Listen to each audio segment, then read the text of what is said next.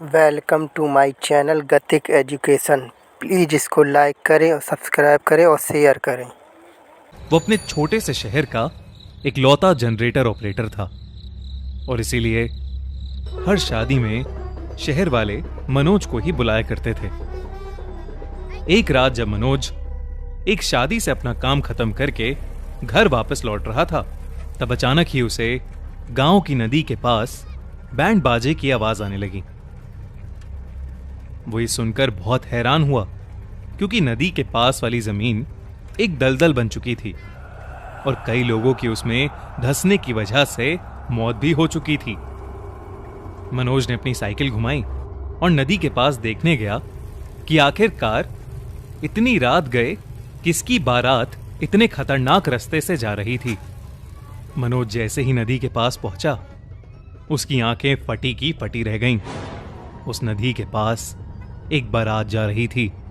बाराती बहुत ही खुश थे और नाच गा रहे थे, मगर सभी बाराती इंसान नहीं बल्कि भूत लग रहे थे, जैसे न जाने कितने वक्त से मरे हुए हों। किसी की स्किन सड़ी हुई थी तो किसी की आंखें गायब थीं और उस बारात का दूल्हा सबसे डरावना लग रहा था। मनोज ये सब देख ही रहा था कि अचानक ही उसकी आंखों के सामने नदी के पास वाली जमीन धंस गई।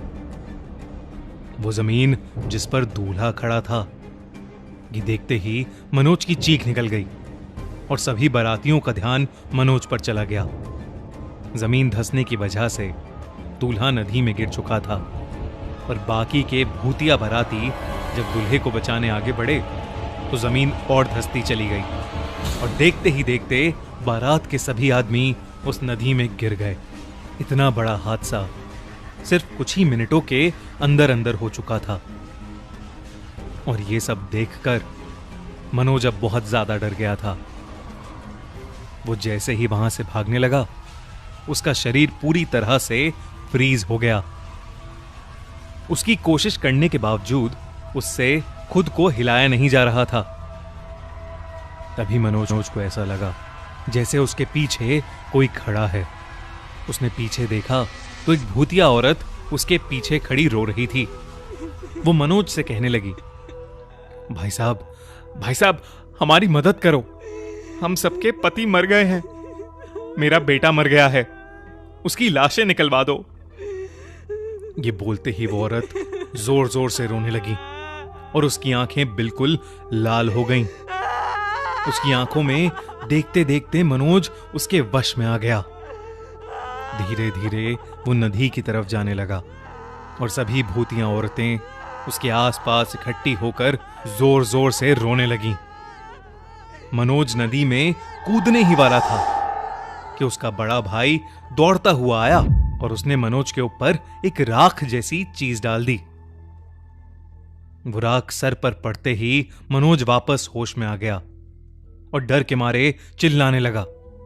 तब तक वो सारी औरतें वहां से गायब हो गई थीं। मनोज का भाई उसे संभाल कर घर ले गया और उसने उसे सुला दिया।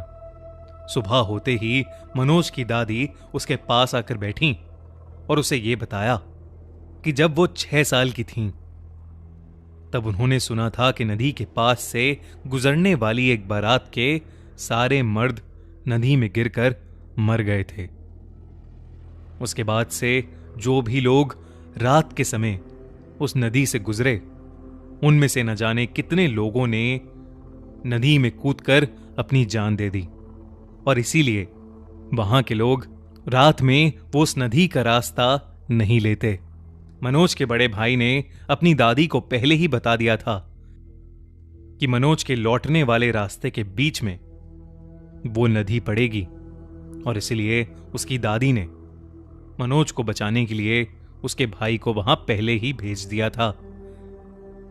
उस दिन के बाद मनोज फिर कभी उस नदी के आसपास। Thanks for my watching video. Please इस चैनल को लाइक करें, सब्सक्राइब करें और शेयर करें।